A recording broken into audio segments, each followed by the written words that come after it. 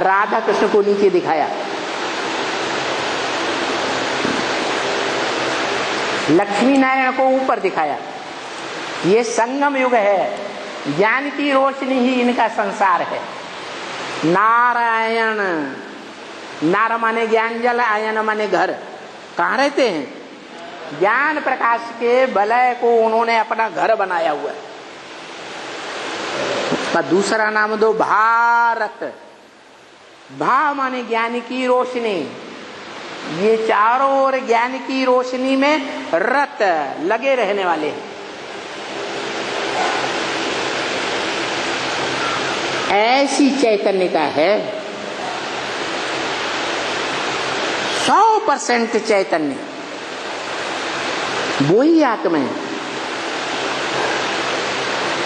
रचना बनाती हैं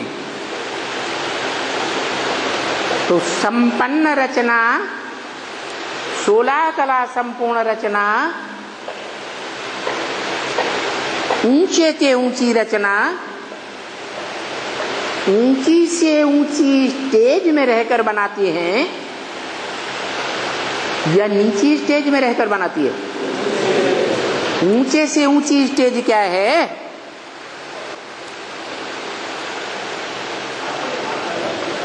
ऊंचे से ऊंची स्टेज है अतीन्द्रिय सुख।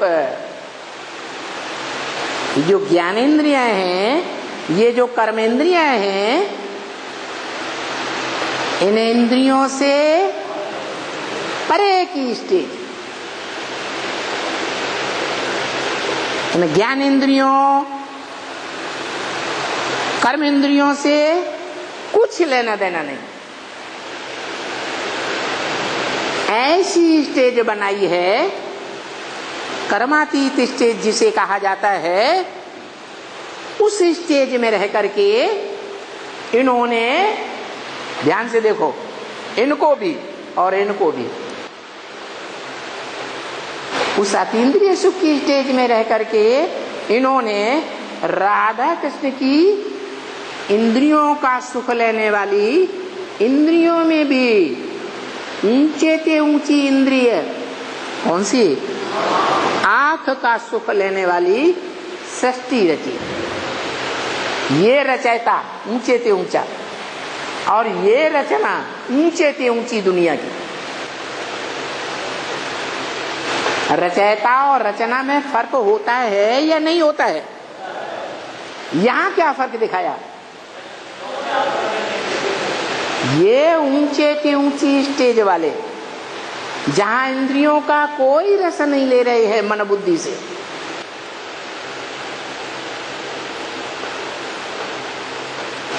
वो ऊंची से ऊंची स्टेज जब इनकी बनती है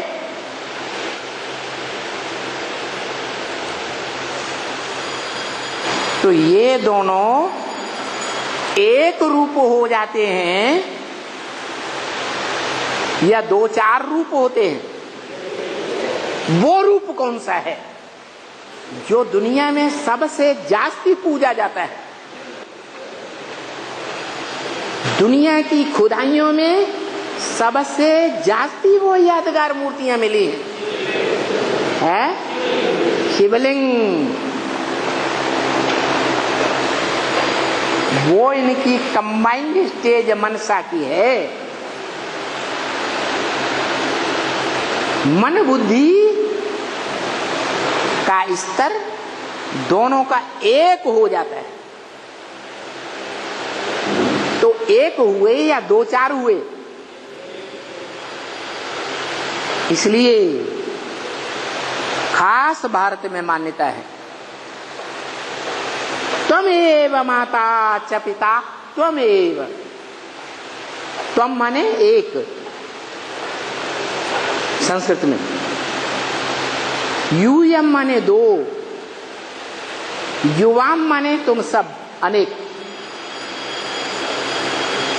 तू ही मेरी माता है, तू ही मेरा पिता है। तो एक के लिए बोला या दो चार के लिए बोला? वो एक कौन है? दुनिया पूजा कर रही है, खुदाइयां कर रही है, बुल्लिंग मूर्तियां मिलती भी हैं, लेकिन कोई नहीं जानता कि ये जो यादगार है इस सृष्टि का जो माता भी है पिता भी है। त्वमेव माता, तुम माने तू एक मेरी माता, त्वमेव पिता, तू एक ही मेरा पिता। दो नहीं, एक है या दो? एक। वो किसके लिए कहा गया? जो एक ही माता है, एक ही पिता है, एक ही व्यक्तित्व है, एक ही पर्सनालिटी है। भारतवर्ष में भगत लोग पूजा करते रहे, माथा घिसाते रहे, लेकिन माथा घिसाने वालों ने, पूजा करने वालों ने कभी ये जानने की चेष्टा नहीं की ये है कौन? कौन? ये शिवलिंग कौन है, क्या है, कैसे है, इसकी पूजा क्यों की जा रही है? बस इतना जानते हैं, ये ऐसा ऐसा कर्म करता है जो माता पिता करते हैं। ज्यादातर विदेशी बच्चे जो होते हैं ना, वहां पवित्रता का ज्यादा महत्व तो नहीं दिया जाता, इसलिए विदेशी बच्चे अपने माँ बाप को ऐसे ऐसे करते देख लेते। तो दुनिया ने ये जान लिया कि भगवान भी ऐसा कर्म करता होगा, उसी कर्म से संसार बनता है।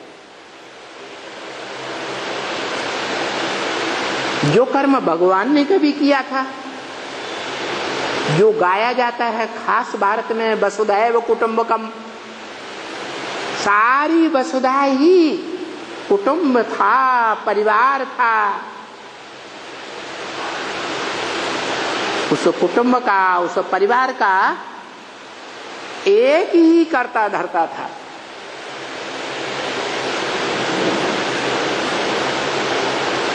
जिसकी भारत में शिव के मंदिर में पूजा होती जा रही है, ये बात किसी ने नहीं जानी। अभी ये बात बाप का कहना है कि बाप का परिचय कौन दे सकता है? बाप का परिचय बाप ही दे सकता है। क्या? इस मनुष्य सृष्टि का त्वमेव माता च पिता त्वमेव, जो तू ही एक है, वो एक कौन है, उसका सही परिचय कौन दे सकता? बाप दे सकता। कौन सा बाप दे सकता? अरे बेहद के बाप तो दो है, कौन सा बाप दे सकता है? आत्मा का बाप दे सकता है। इसका मतलब है उस आत्मा के बाप की सही यादगार, सात्विक स्टेज की भक्ति मार्ग की यादगार सोमनाथ मंदिर में बनाई गई थी। है? उससे पहले कोई मंदिर था यादगार? सोमनाथ मंदिर में वो यादगार बनाई गई। वो एक व्यक्तित्व है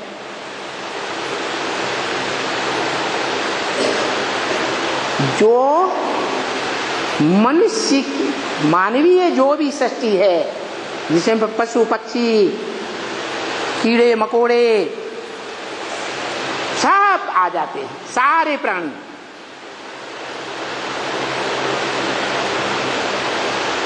उस सारी सृष्टि का वो बाप है एक।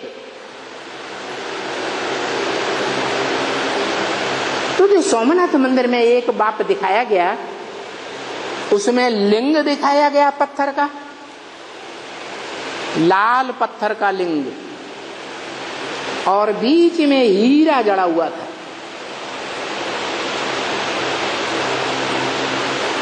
तो वो हीरा किसकी यादगार है और वो लिंग किसकी यादगार है? हीरा हीरो पार्टधारी की यादगार है। माना इस मनुष्य सृष्टि का जो हीरो पार्टधारी है, नारायण कहो, भारत कहो, प्रजापिता कहो, अधूरा रूप, वो पिता ही अपना परिचय देता है, शिव बाप परिचय नहीं देता।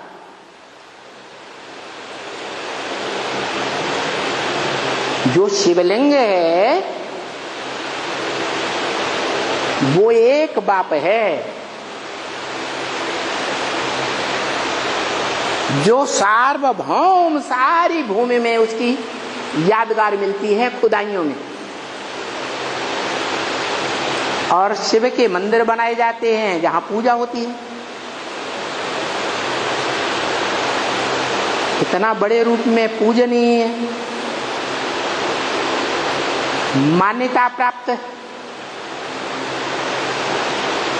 दुनिया में तो कोई दिखाई नहीं पड़ता। कोई है? नहीं। तो जो बाप है शिवलिंग, उस शिवलिंग का परिचय कौन सी आत्मा देती है? मनुष्य का बाप शिव समान बनते हैं ना, शिव समान बन करके वो मनुष्य। हाँ, मनुष्य सृष्टि का बाप जब पुरुषार्थ करते करते, मनन चिंतन मंथन करते करते अपने 84 जन्मों की पार्ट की जानकारी पर पहुंचता है, त्रिकालदर्शी बनता है, संपूर्ण योगी बनता है, शिव योगी बनता है।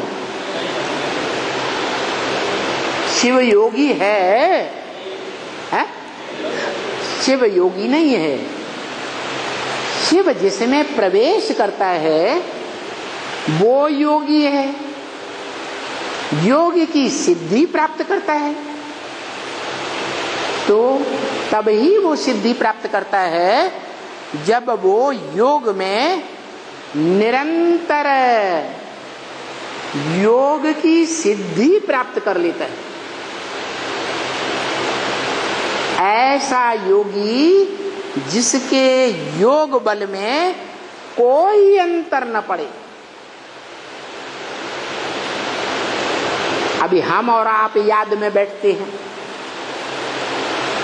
साकार और निराकार का मेल माने योग, शिव बाबा को याद करते हैं तो निरंतर याद करते हैं। अमृत वेले ही सही 3-4 घंटे लगातार याद करते हैं। 80 साल हो गए बाप को परिचय देते देते, तो निरंतर याद करते हैं या अंतर पड़ जाता है? कोई हो ऐसा जिसकी अमृत वेले की याद में, योग में, निराकार और साकार के योग में अंतर न पड़ता हो? हाथ उठाओ।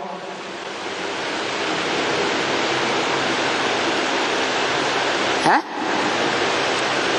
कोई नहीं? क्या विश्वास है कि ब्राह्मणों की दुनिया में कोई तो होगा? क्या जिसकी याद में, जिसके योग में कोई अंतर न पड़ता हो?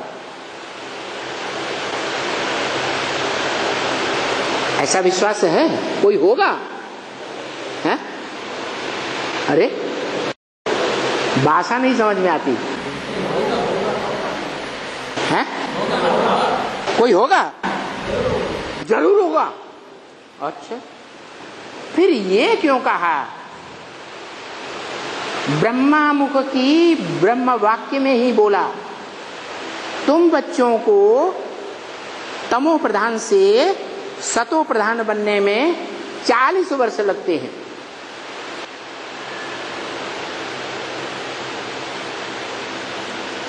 चालीस से 50 वर्ष ज्यादा से ज्यादा।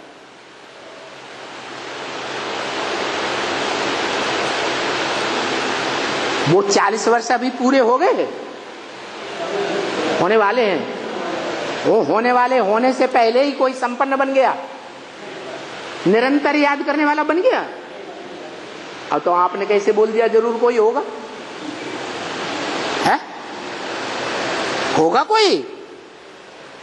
निरंतर याद करने वाला कोई होगा? हो सकता है? नहीं हो सकता। पूरे 40 साल ये पूरे हों,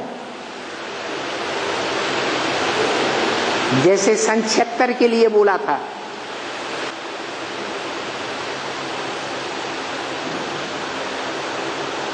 क्या बोला था? आत्मा रूपी सुई की बेसिकली सारी कट उतरने पर तुम बच्चे डायरेक्ट बाप से सीखोगे। बीच में अम्मा का रूप नहीं। क्या?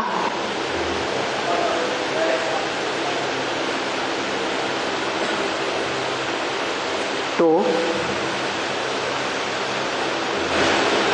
जिस समय बोला था, ब्रह्मा मुख से बोला था, उस समय तो कट उतरने का सवाल ही नहीं। क्यों? क्योंकि बता दिया। अभी गीता ज्ञान कहेंगे, गीता ज्ञान अमृत नहीं कहेंगे। तो जब अमृत ही तैयार नहीं हुआ तो सदा काल के निश्चय बुद्धि कहे जा सकते हैं? है? नहीं कहे जा सकते। तो 40 साल कब पूरे होते हैं?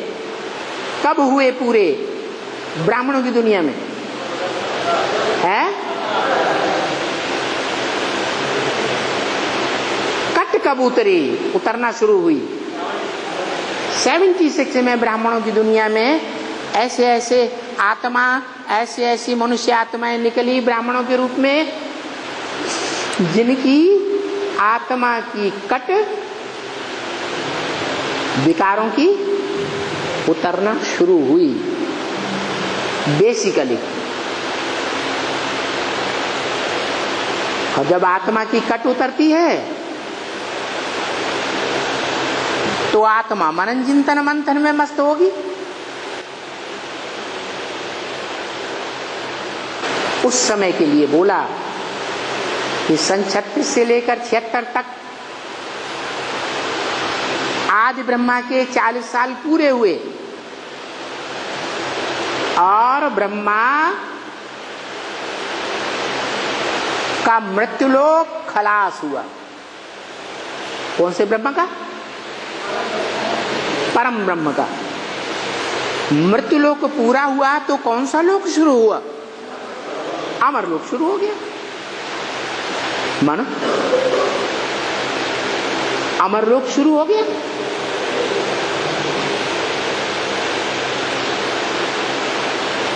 ये क्या बात हुई है?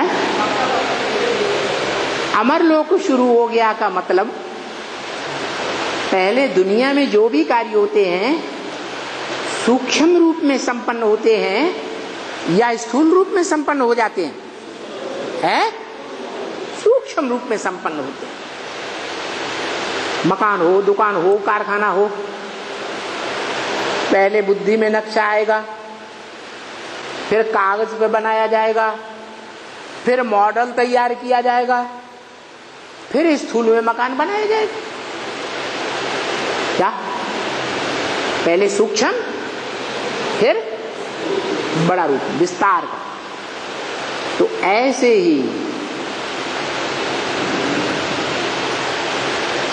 जो नई दुनिया का नक्शा है, आत्मा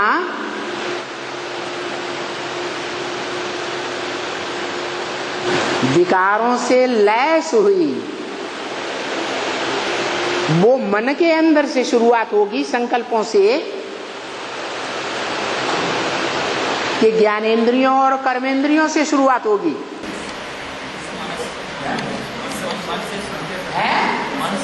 मन से शुरुआत। माने कोई मनुष्य आत्मा सन 76 से ऐसी तैयार होती है कि उसके मन से विकारी संकल्पों का आना खत्म। ज्ञान युक्त संकल्प ही आवेंगे। मुरली के महावाक्यों का मनन चिंतन मंथन ही के संकल्प आवेंगे। नई दुनिया की प्लानिंग के संकल्प आवेंगे और ईश्वरीय सेवा के संकल्प आवेंगे। बुरे संकल्प माने विकारी संकल्प आना खत्म। इसलिए बताया कि नई दुनिया की स्थापना 76 में और पुरानी दुनिया का विनाश नीचे लिखा हुआ है, लक्ष्मी नारायण के चित्र के नीचे। 10 वर्ष में 66 में मुरली बोली गई, 66 में नई दुनिया की स्थापना और पुरानी दुनिया का विनाश हो जाएगा। तो मन के अंदर की बात है या स्थूल दुनिया की स्थापना विनाश की बात है? कोई आत्मा है मनुष्य सृष्टि का बीज रूप, जिसके अंदर से वो पुरानी दुनिया का विनाश और उसमें भी खास ब्राह्मणों की दुनिया का विनाश। आप मुए मर गई दुनिया।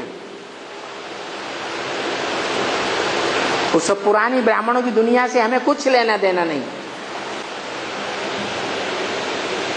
कुछ लेना देना है, हैं?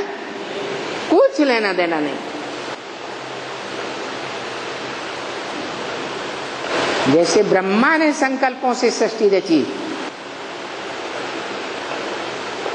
कैसे? संकल्पों से सृष्टि रची, ज्ञानेंद्रियों से नहीं,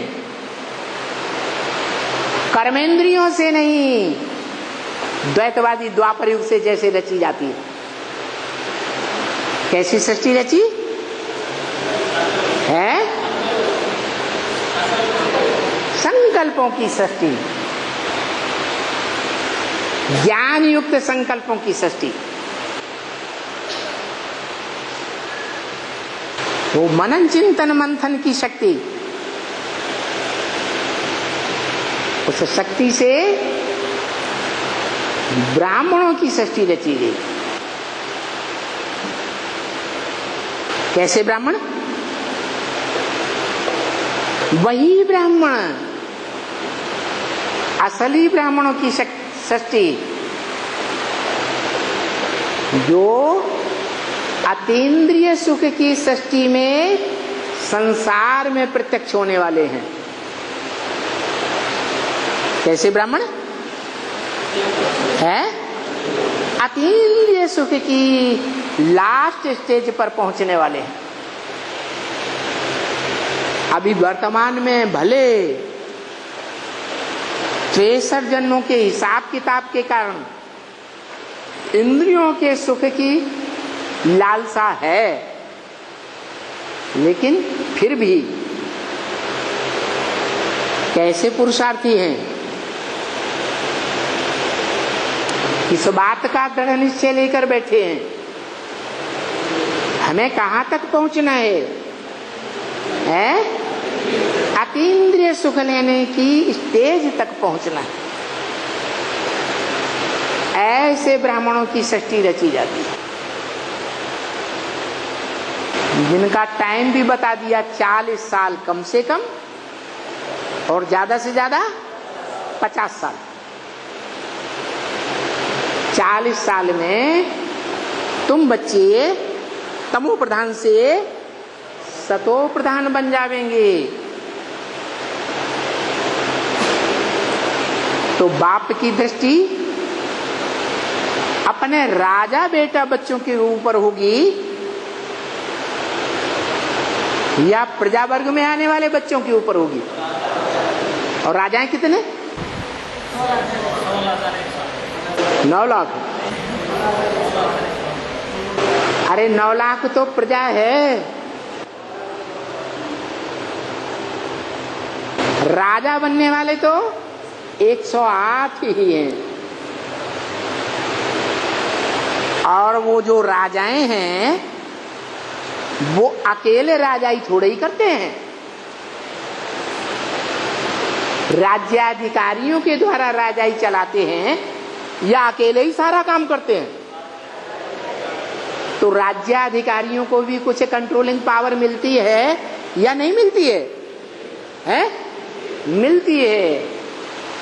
तो जिन राज्याधिकारियों को या राज परिवार के सदस्यों को, राज परिवार में भांति होते हैं ना, कोई बड़ा बच्चा, कोई छोटा बच्चा, कोई बड़ी बच्ची, कोई छोटी बच्ची, उनकी कुछ भी कंट्रोलिंग नहीं होती राज्य में, है? होती है। तो उस राज्य में जो भगवान राज्य स्थापन करते हैं, राजाओं की दुनिया, उसमें टोटल मिला के 21 जन्मों में 16,108 राजाई की ताकत लेने वाले तैयार होते हैं, जो अतीन्द्रिय सुख भोगते हैं। किस आधार पर? राजयोग के आधार पर। कैसा योग? राजयोग तो है, तो राज गुप्त होता है या राज प्रत्यक्ष होता है? हैं? राज की बात तो गुप्त होती है। छोटे छोटे बच्चे, बेसिक नॉलेज लेने वाले राज की बातों को समझते हैं? नहीं समझते। जो बच्चे बड़े हो जाते हैं, बुद्धि एडवांस हो जाती है, तो राज की बात समझते हैं। बालिग बच्चे के नाबालिग समझते हैं? बालिग समझते हैं। तो ऐसे बालिग बच्चे जो समझते तो हैं, दूसरों को समझाए भी सकते हैं, सुनते तो हैं, दूसरों को सुनाए भी सकते हैं, लेकिन स्वयं भी राजयोगी की लिस्ट में नहीं आ पाते, जो भगवान बाप के साथ गुप्त संबंधों का राज समझ सकें।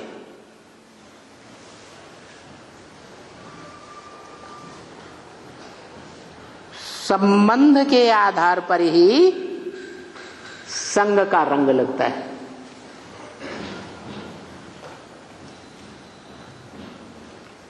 जो संबंध जितना गहरा होगा, राजदार संबंध होगा, उस संबंध में ज्यादा याद आएगी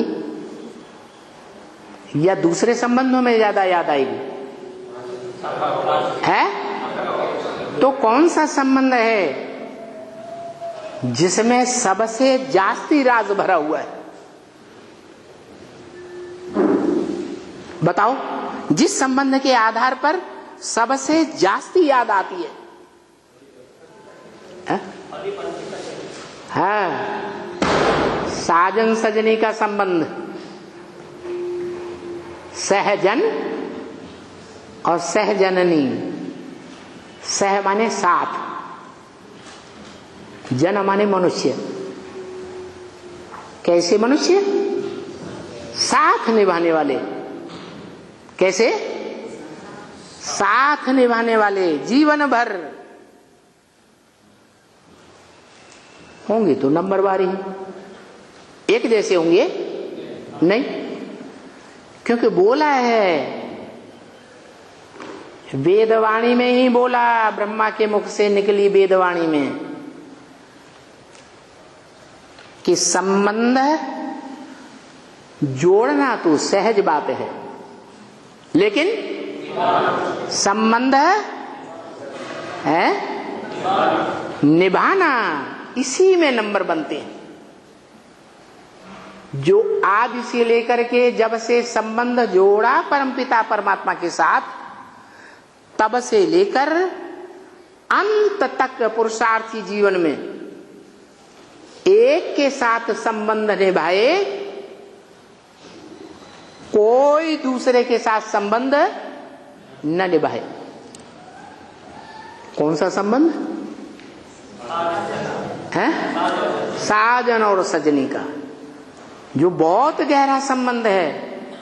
इतना गहरा संबंध है कि सतयुग के आदि से लेकर कलयुग के अंत तक स्त्री जाति याद करती है उस संबंध को, जिस संबंध से उसने जीवन भर सुख लिया है इंद्रियों के द्वारा।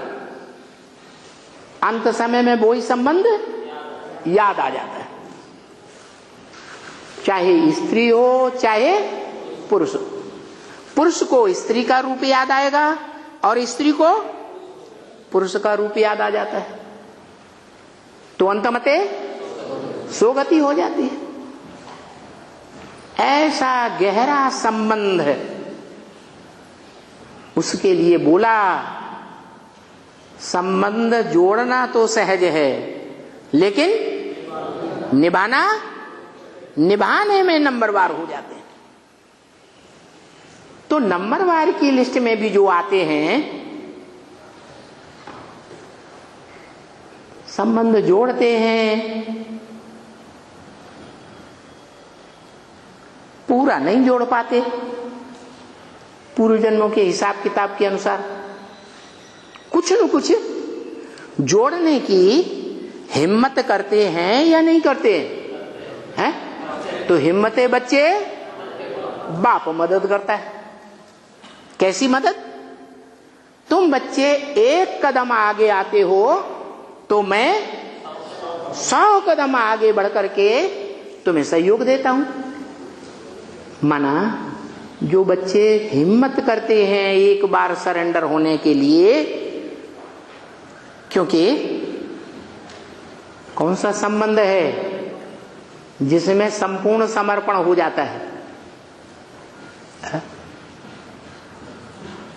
बाप बेटी का संबंध है, बेटी तो दूसरे घर चली जाती है, संपूर्ण समर्पण होता है? नहीं होता है। कोई भी संबंध इतना संपूर्ण समर्पण नहीं होता जितना साजन सजनी और बाप और बेटा, बड़ा बेटा वो भी। छोटे बच्चों में इतनी सत्य की ताकत नहीं होती लंबे समय की।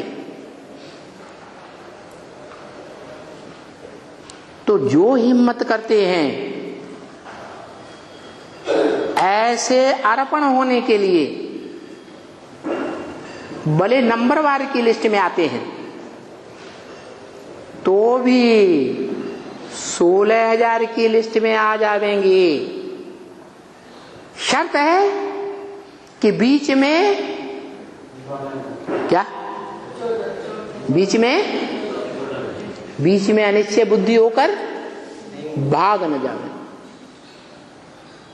क्योंकि बाहर की दुनिया में भागेंगे तो उनकी पवित्रता का कोई है? गारंटी है? गारंटी नहीं। इसलिए बताया जो समर्पण होने के बाद ईश्वरीय सेवा में भाग जाते हैं, वो जो राज परिवार है 16,000 का, उसमें दास दासी बनेंगे। अगर ग्लानि की जाकर के बाहर, तो चांडाल बनेंगे। और समर्पण नहीं हुए, बाहर की दुनिया में रहते हैं, अपन को समझते हैं कि हम सरेंडर होकर चलेंगे, फिर अनिश्चय बुद्धि बन जाते हैं,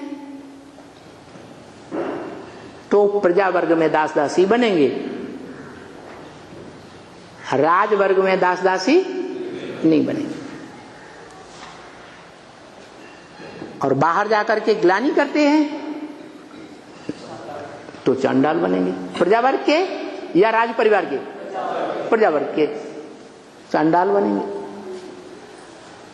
तो ऐसी 16,000 जो आत्माएं हैं, वो गुप्त संबंध जोड़ने वाली गोप और गोपियां बनते हैं, जिनका शास्त्रों में गायन है। क्या गायन है? कितनी गोप और गोपियां जो अतीन्द्रिय सुख भोगती हैं। कितनी? 16,108 आत्माएं। तो 16,108 आत्माएं हैं जो राजयोग सीख करके राज परिवार में लंबे समय तक, अनेक जन्मों तक सुख भोगती हैं। क्या ये हो सकता है?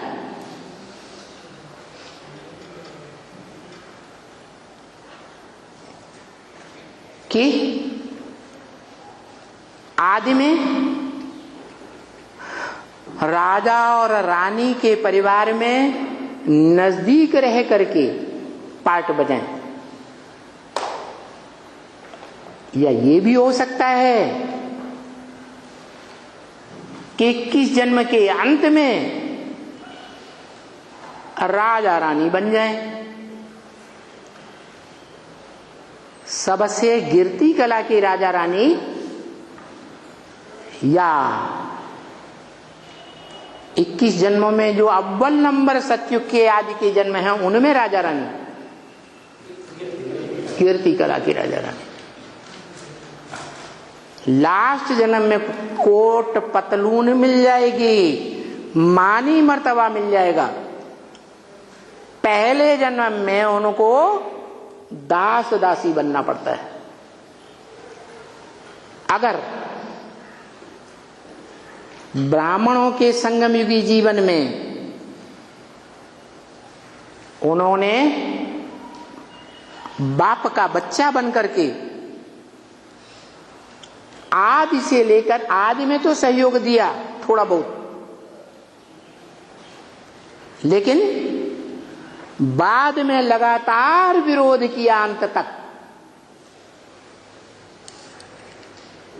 तो सतयुग त्रेता के पहले जन्म से लेकर के और अंतिम जन्मों तक वो दास दासी ही बनकर रहेंगे।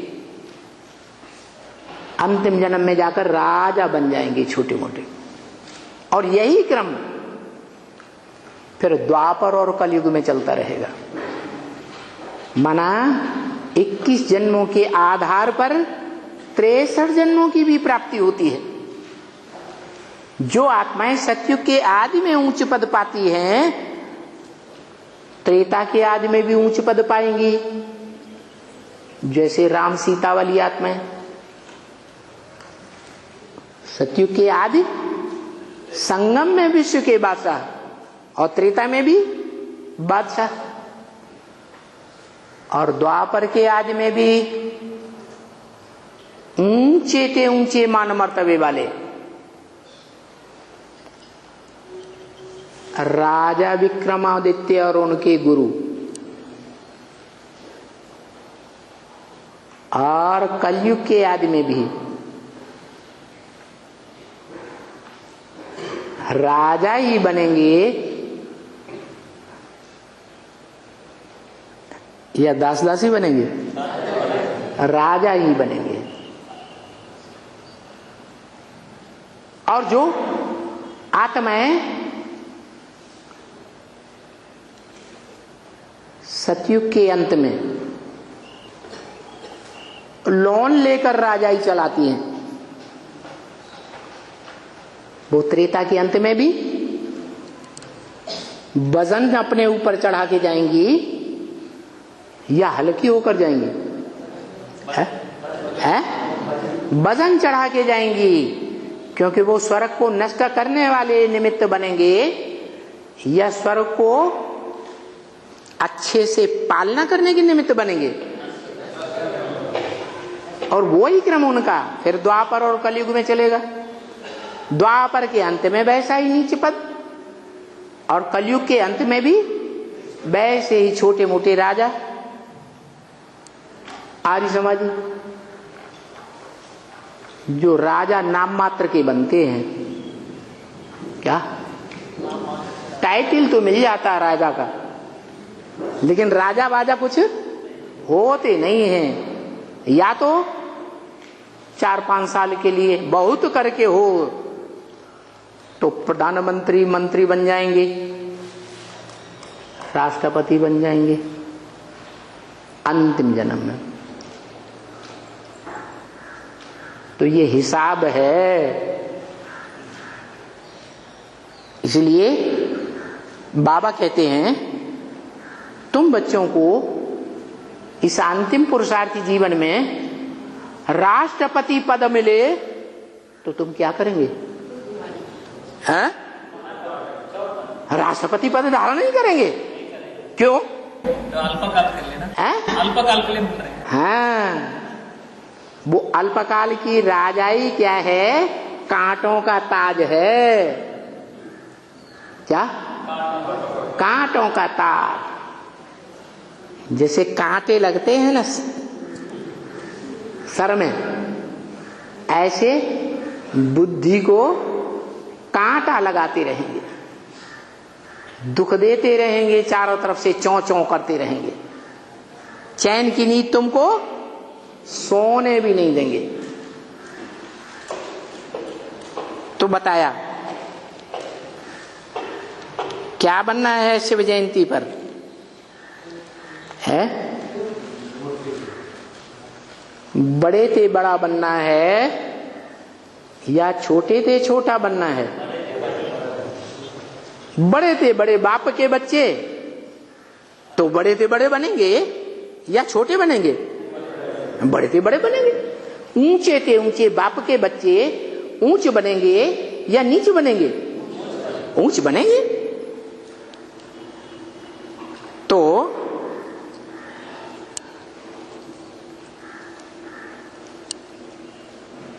पहले जन्म की बात बताई। जब नई दुनिया बनेगी, दुनिया की 100% नई राजधानी स्थापन होगी, जिस राजधानी के लिए बाप ने बोला है, ऊंचे ते ऊंचे बाप ने, कि जब मैं आता हूं तो धक से तुम्हारी राजधानी स्थापन कर देता हूं। क्या? मेरे आने पर देर नहीं लगती है राजधानी स्थापन होने में। क्या देर लगती है? देर लगे तो सर्वशक्तिवान हुआ है? मास्टर सर्वशक्तिवान कहेंगे नहीं, दक से तुम्हारी राजधानी स्थापन करता हूं। और भी बोला 1 सेकंड में जनक को जीवन मुक्ति मिल जाती है। ये मुक्ति और जीवन मुक्ति का बाप का वर्षा है। क्या वर्षा है? मुक्ति और जीवन मुक्ति का वर्षा। जीवन में रहते दुख दर्दों से मुक्ति का वर्षा कौन देता है?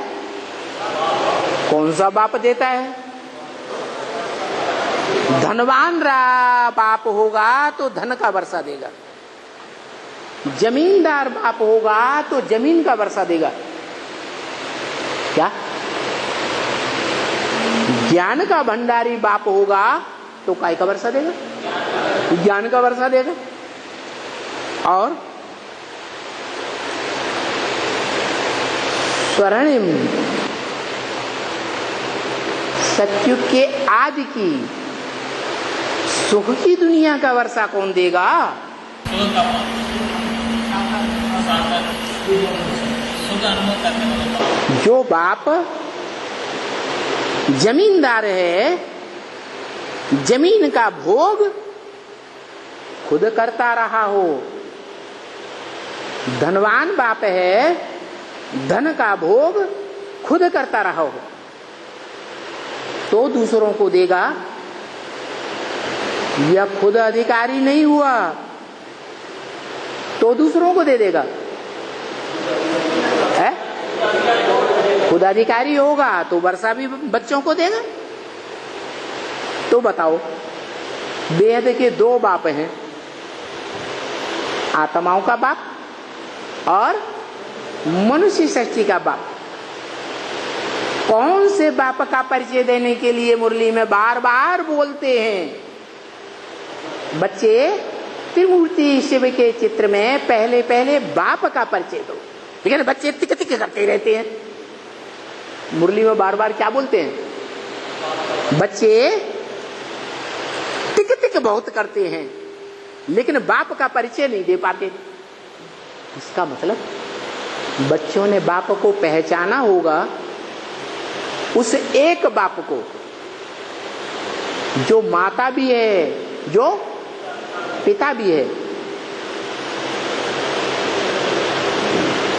तुम मात सहायक इसे कहते ना, सर्व संबंधी हो।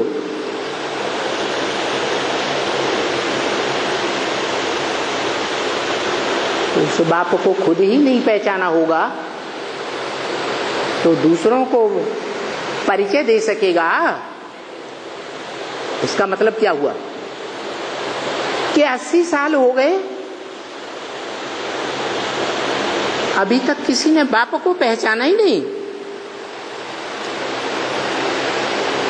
बाप की वो मूर्ति त्रिमूर्ति के चित्र में किसी के जहीन में ही नहीं आई।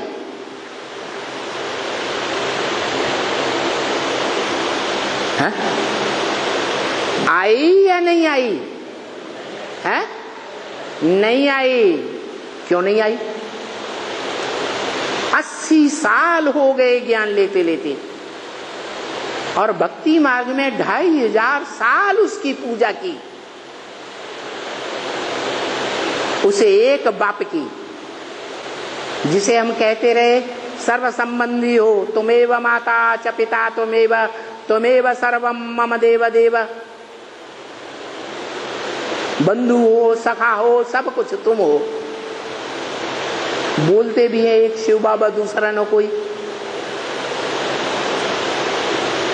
आत्माओं के बाप शिव बाप ने भी बता दिया, इस सृष्टि पर सदा कायम कोई चीज नहीं है, सदा कायम एक शिव बाबा ही है, जो साकार और निराकार का मेल है।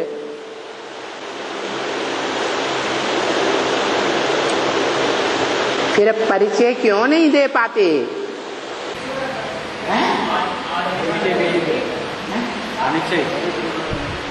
बाप प्रत्यक्ष हुए नहीं।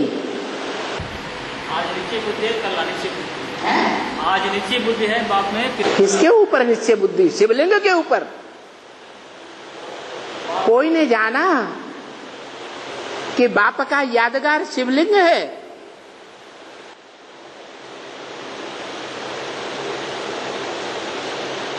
जो विश्व पिता है, उस विश्व पिता के हम बच्चे हैं। सारी दुनिया उसी बाप से निकलती है। परिवार में बच्चे कहां से आते हैं? छोटे छोटे बच्चे कहेंगे मां से आते हैं। राजदार बच्चे होंगे तो कहेंगे बच्चे कहां से आते हैं? मां के पेट में बाप से आते हैं।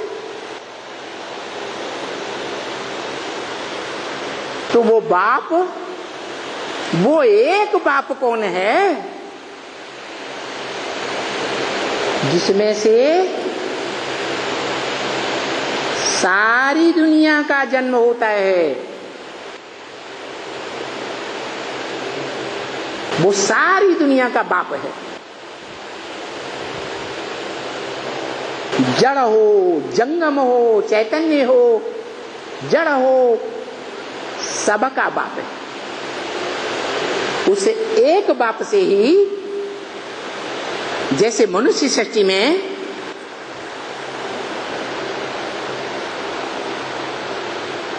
पहले जड़त्व में ही पिंड आता है, बाद में उसमें आत्मा आती है,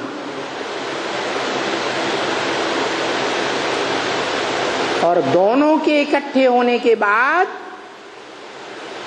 फिर बाद में प्रत्यक्षता रूपी जन्म होता है।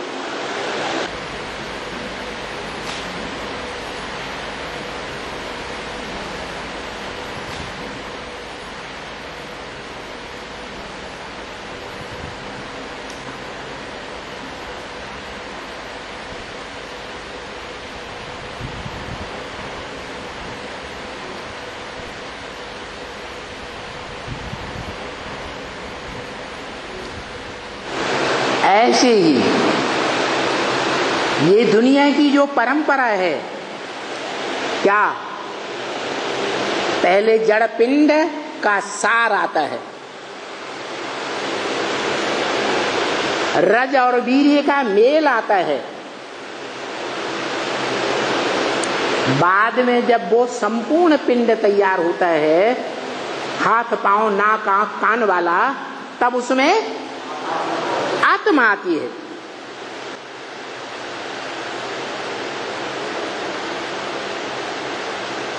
और आत्मा भलाई तो भी ये नहीं कहते कि जन्म लिया बच्चे ने, कहते हैं नहीं, तब कहते हैं जब वो पिंड में प्रवेश हुई चैतन्य आत्मा, दोनों का मेल, साकार पिंड और निराकार आत्मा का मेल बाहर आता है गर्भ से, सारे संसार के सामने आता है। जो वाणी में भी बोल दिया, जो इन कानों से सुने, दो शब्द भी,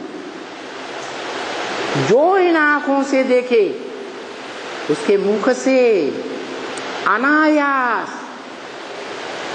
और एवरलास्टिंग ये बात पक्की हो जाए कि मेरा बाप आ गया।